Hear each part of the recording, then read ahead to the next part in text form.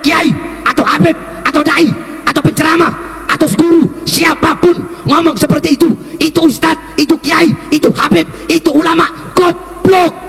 Ini ceritanya Anas bin Malik. Jadi Anas bin Malik ini goblok ya. Tapi kan Anas bin Malik gak ceramah di panggung. Iya Pak, tapi sumbernya. Orang ngambil cerita dari Anas bin Malik, Anda bilang goblok, berarti Anas bin Malik itu juga dianggap goblok. Kan begitu. Ya, saya yakin beliau ini menyampaikan ini dalam rangka untuk menghindarkan hal-hal negatif ya dari Nabi Muhammad SAW, karena memang ada juga yang kebablasan ya, yang menganggap bahwa Nabi Muhammad itu manusia biasa yang kotor, kemudian dibersihkan oleh Allah Subhanahu wa Ta'ala. Yang jadi masalah itu adalah ketika Habib Bahar, mohon maaf, menggoblok-goblokkan ulama, habaib, dai, penceramah yang mengatakan bahwa Nabi Muhammad SAW itu memang dibelah dadanya. Contoh, saya ngomong begini, hati Nabi Muhammad dibersihkan, cukup sampai di situ penjelasan saya. Hati Nabi dibersihkan, udah cukup sampai di situ.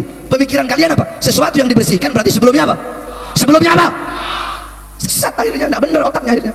Perkumpulan sesuatunya, kenapa adanya di dalam hati? Dan Nabi SAW dibelah dadanya saat umur 4 tahun, hatinya dibersihkan oleh Allah.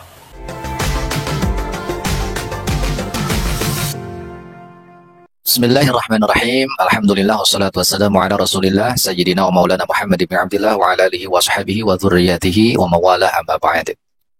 Nah, begitulah ya teman-teman, bagaimana Habib Bahar bin Smith ini dirujak ya dalam tanda petik oleh beberapa konten kreator termasuk Gus Zaini. Dan mudah-mudahan ini menjadi pelajaran berharga ya bagi Habib Bahar khususnya dan kita semua pada umumnya. Ketika kita menyampaikan sesuatu yang sifatnya itu tidak qat'iyyu dilalah atau hal-hal yang di situ para ulama berbeda pendapat dan perbedaan pendapat itu ditolerir ya teman-teman, maka kita jangan terlalu ngegas ya. Kalau terlalu ngegas itu nanti tabrak sana sini ya. Dan ini adalah salah satu kekhawatiran ya para muhibbin habaib, para pecinta Sadah Ba'alawi, di mana dari kelompok habaib sendiri banyak melakukan blunder.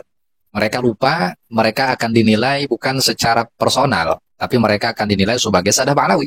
Jadi ketika satu orang salah, ketika satu orang tergelincir, maka yang diserang itu semua Sadah Ba'alawi. Jadi mohon maaf ya, banyak para habaib ini yang lupa, di pundaknya itu ada nama besar Sadah Ba'alawi, di pundaknya ada nama baik para zuriyah Rasulullah SAW. Jadi jangan egois ya, jangan egois. Jangan misalnya gini ya, kan yang salah saya, kenapa harus nyalahkan orang lain? Ya nggak begitu, Bib, gitu ya. Karena tidak sedikit ya para habaib yang selalu berbicara atau menisbatkan diri kepada zuriyah Rasul. Jadi ketika ada kesalahan ya pasti gitu ya, yang dibawa itu semua Sadah Ba'alawi gitu, Bib. Masaibu qaumin 'inda qaumin fawaidah. Jadi musibah atau kejadian yang menimpa satu kaum, satu kelompok mudah-mudahan jadi pelajaran gitu ya buat kelompok yang lain. Jadi mudah-mudahan antum bisa lebih bijak ya dari kejadian ini gitu, Bib ya. Yang jadi masalah sebenarnya bukan masalah Habib Bahar meyakini bahwa itu adalah kejadian ruhani atau kejadian secara ma'nawi, bukan kejadian real ya. Karena memang ada ulama yang berpendapat demikian. Tapi yang jadi masalah itu adalah ketika Habib Bahar, mohon maaf, menggoblok-goblokkan ulama, habaib, dai, penceramah yang mengatakan bahwa Nabi Muhammad SAW itu memang dibelah dadanya. Ya, saya yakin beliau ini menyampaikan ini dalam rangka untuk menghindarkan hal-hal negatif ya dari Nabi Muhammad SAW, karena memang ada juga yang kebablasan ya, yang menganggap bahwa Nabi Muhammad itu manusia biasa yang kotor, kemudian dibersihkan oleh Allah Subhanahu wa Ta'ala. Dan ini sudah pernah terjadi ya. Ada seorang penceramah itu di Bandung yang cerita bahwa wajadaka dhalan fahada.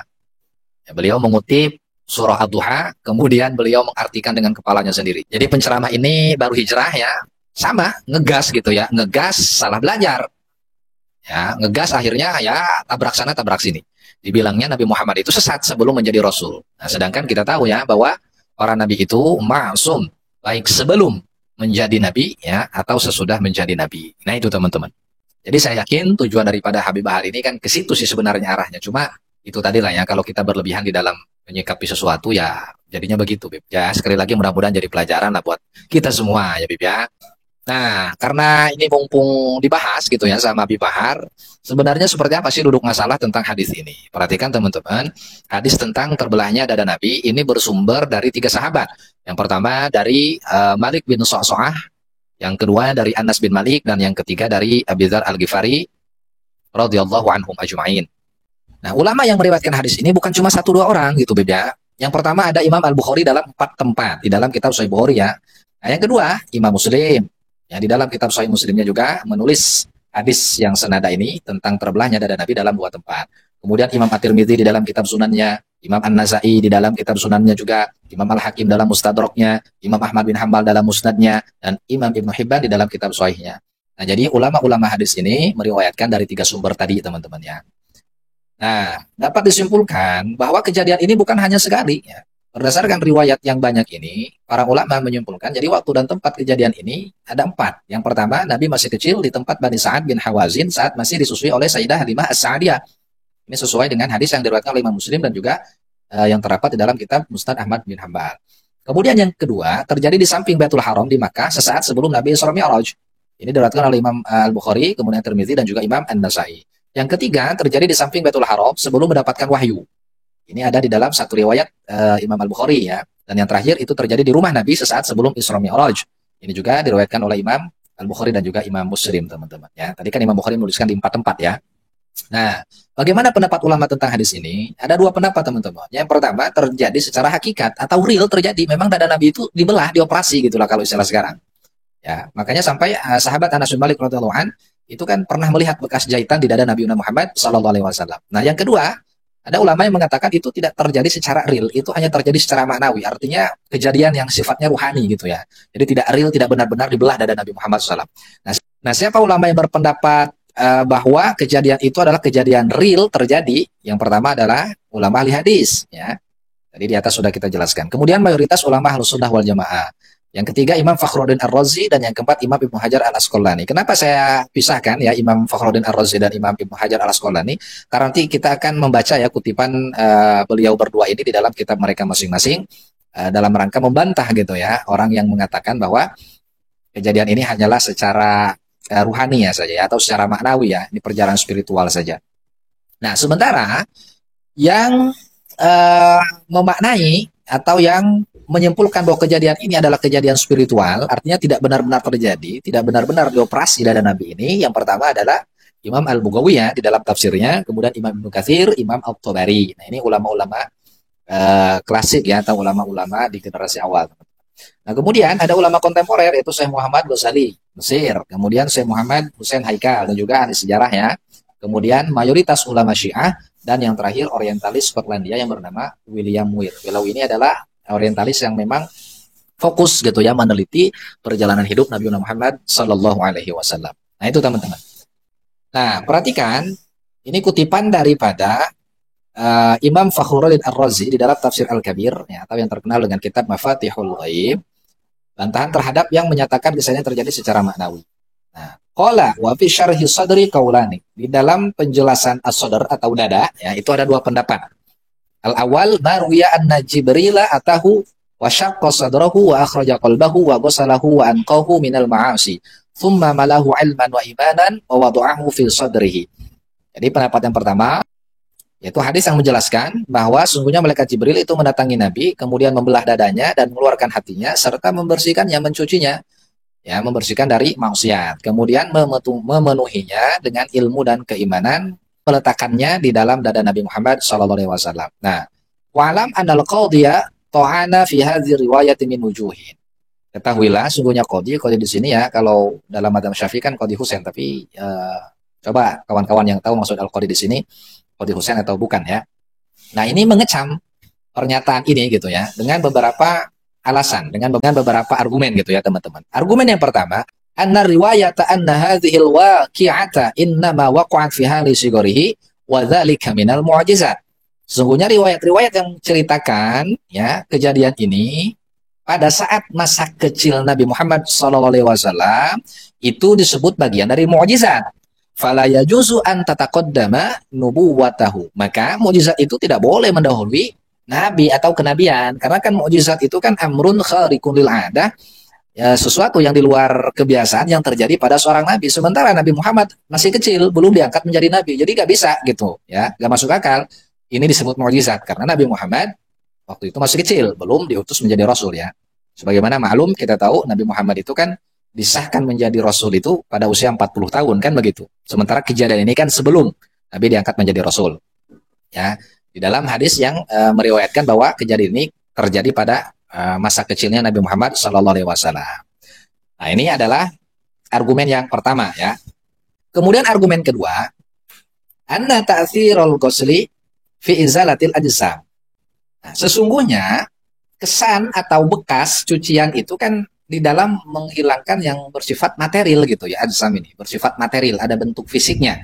Wal ma'asi laisat ajsamin, sedangkan maksiat itu bukan bentuk daripada benda material gitu ya, benda fisik bukan. Fala yakuna lil ghusli fiha athar, maka tidak akan pernah ada bekasnya.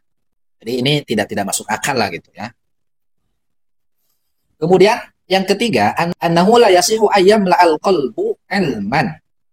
Dan tidak sah juga ketika ada narasi bahwa hati Nabi itu dipenuhi oleh ilmu. Kenapa? Balillahu ta'ala yakhluqu fihil ulum. Ya, akan tetapi Allah lah yang menciptakan ilmu di dalam hati, bukan memenuhi hati dengan ilmu. Itu ya teman-teman. Nah, ini dijawab oleh Al-Imam Fakhruddin Ar-Razi. Wal jawabu anil awal. Bantahan pertama ya dari gugatan atau argumen pertama tadi yang mengatakan bahwa mu'jizat itu terjadi pada seorang rasul, sementara kejadian itu terjadi pada masa anak-anak ya atau Nabi Muhammad belum menjadi rasul. Anna taqdimal mu'jizati, sesungguhnya mendahuluinya mu'jizat ala zamanil bi'atsati, atas waktu diutusnya seorang rasul ya atau nabi, jaizun indana, itu boleh menurut kami ya, maksudnya adalah mayoritas ulama Ahlussunnah wal Jamaah. Wa dzalika huwal musamma bil irhas, dan itu yang disebut dengan irhas. Jadi perbedaan mu'jizat dengan irhas itu waktu kejadiannya, teman-teman. Jadi kalau hal yang luar biasa itu terjadi setelah diangkat menjadi rasul, itu namanya mu'jizat. Kalau kejadian itu terjadi sebelum diangkat menjadi rasul, itu namanya irhas. Jadi irhas ini mudahnya itu sesuatu yang di luar kebiasaan yang terjadi pada calon nabi gitulah ya. Nabi mithluhu fi haqqi rasuli sallallahu alaihi wasallam katsirun. Dan yang semacam ini yang terjadi pada rasul itu banyak ya, banyak sekali. Kemudian wa amma tsani wa tsalis, bantahan bagi argumen yang kedua dan ketiga, fala yab'adu, tidak jauh atau kira-kira lah begitu ya. Kira-kira apa yang terjadi atau kejadian dibersihkannya hati Nabi sehingga keluar darah hitam ya dan dicuci oleh malaikat, ini sebagai petunjuk bagi hati yang condong pada maksiat. Ya, jadi di dalam hati itu ada gumpalan yang berwarna hitam dan ini menunjukkan itu adalah hati yang condong pada maksiat ya. Wa yahjumu anit ta'at. Dan juga hati yang sulit ya untuk taat lah, kira-kira begitu. Fa idza zaluhu anhu kana dzalika alamatan likauni sahibihi muwaziban ala ta'ati muhtarizan anis sayyi'at. Jadi ketika dihilangkan gumpalan hitam di hati Nabi Muhammad sallallahu alaihi wasallam, itu menjadi alamat, menjadi tanda bahwa pemilik hati itu akan senantiasa taat dan terjaga dari segala jenis keburukan. Fakana dzalika kal alamati lil malaikat ala kauni sahibihi ma'suman. Dan ini juga menjadi tanda bagi malaikatnya bahwa pemilik hati itu maksum, artinya terjaga dari dosa. Wa aidan fali anna Allah taala yaf'alu ma yasha wa yahkumu ma yurid. Dan juga bahwa sesungguhnya Allah Subhanahu wa taala itu senantiasa mengerjakan sesuatu yang ia kehendaki dan menghakimi atau menghukumi sesuatu yang ia kehendaki juga, teman-teman. Nah, kemudian yang terakhir, ini di dalam kitab Fathul Bari, Syarah Sahih Bukhari, karya Imam Ibnu Hajar Al-Asqalani. Perhatikan, wa qad ishtamalat hadhil qissatu min khawariqil 'adati 'ala ma yudhishu sami'ahu. Dalam kisah ini ya terdapat kejadian yang luar biasa, yaitu sesuatu yang bisa mengagetkan atau yang bisa membuat orang yang mendengar itu tercengang. Fadlan aman syahadahu. Ya. Apalagi orang yang menyaksikannya. Faqad jarat al-'adatu bi anna man syaqqa batnuhu wa ukhrija qalbuhu yamutu la mahalata. Sedangkan ya, kita tahu bahwa di kebiasaan kita sehari-hari ini yang kita tahu ya, atau hukum kausalitas itu, apabila seseorang itu dibelah perutnya, kemudian dikeluarkan hatinya, pasti akan meninggal. Mustahil hidup gitu ya. Nah, wa ma'adzalika, bersamaan dengan itu, falam yu'thir fihi dzalika dararon. Tapi Nabi Muhammad sama sekali tidak mendapatkan kerusakan. Tidak ada bekasnya sama sekali, wala waju'an, tidak merasa kesakitan. Fadlan an ghairi dzalik, apalagi lebih daripada itu, artinya apalagi sampai meninggal kan. Hikmahnya, annal hikmata fi syaqi qalbihi, ya, hikmah dari terbelahnya dada Nabi atau dibelahnya dada Nabi ini, ma'al qudrati ala ayyam taliya imanan wa hikmatan bi ghairi syakkin, Padahal sebenarnya mampu Allah Subhanahu wa taala memenuhi hati Nabi Muhammad dengan keimanan dan juga hikmah tanpa membelah dada Nabi. Apa hikmahnya? Az-ziyadatu fi quwwatil yakin, yaitu untuk menambah kekuatan keyakinan Nabi Muhammad sallallahu alaihi wasallam. Li'annahu atiya bi ru'yati syakki batnihi. Karena Nabi Muhammad ya diperlihatkan atau diberikan penglihatan, kesempatan untuk melihat dadanya atau perutnya dibelah. Ada muta'assurihi, dan tanpa ada bekasnya gitu. Maksudnya tanpa ada bekas itu tidak berkesan gitu, tidak sakit, tidak merasakan apapun gitu ya. Ya, yang hal ini bisa membuat Nabi Muhammad SAW itu lebih merasa aman gitu ya, lebih merasa aman dari hal-hal yang menakutkan, dari hal-hal yang membahayakan gitu ya. Jadi supaya terlatih Nabi Muhammad ini menghadapi situasi sulit lah, kira-kira begitu. Falidzalika, dan oleh karena itu, falidzalika, maka oleh karena itu, karena asyja'an nas, Nabi Muhammad menjadi manusia yang paling gagah. Wa'alahum halan wa maqalan, dan menjadi manusia tertinggi baik secara perilaku maupun secara ucapan. Jadi Nabi Muhammad itu kan paling sempurna ya. Wa kana sallallahu alaihi wasallam ahsanan nasi khalqan wa khuluqa. Jadi akhlaknya baik, fisiknya juga baik, keberaniannya juga luar biasa. Jadi memang sempurna dalam segala hal ya. Nah, itu teman-teman. Nah, kemudian ini kesimpulan daripada Ibnu Hajar, perhatikan teman-teman. Wa jami'u ma warada min syaqqi sadri wa istikhrajil qalbi wa ghairi dzalika min al-umuril khariqati lil 'adat mimma yajibu taslimu lahu duna ta'arrudi li sarfihi an haqiqatihi. Dan seluruh ya dalil-dalil yang sudah diceritakan tadi dari peristiwa terbelahnya dada Nabi dan dikeluarkannya hati Nabi dan semacamnya itu bagian daripada sesuatu yang di luar kebiasaan. Amrun umuril khariqah itu ya. Mimma yajibu taslim, yang kita wajib untuk percaya. Duna at-ta'arud bisarfi an haqiqatihi, tidak untuk memalingkan maknanya dari hakikatnya gitu lah. Kenapa? Li salahiyatil qudrati. Karena memang Allah Maha Kuasa. Fala yastahila syai'un min dzalik. Maka tidak mustahil. Ya, maka tidak ada satupun yang mustahil dari kejadian yang diceritakan tadi. Jadi tidak ada yang mustahil. Secara hukum akal kan itu ya sah-sah saja. Itu orang dibuka atau dibedah perutnya tidak meninggal kan?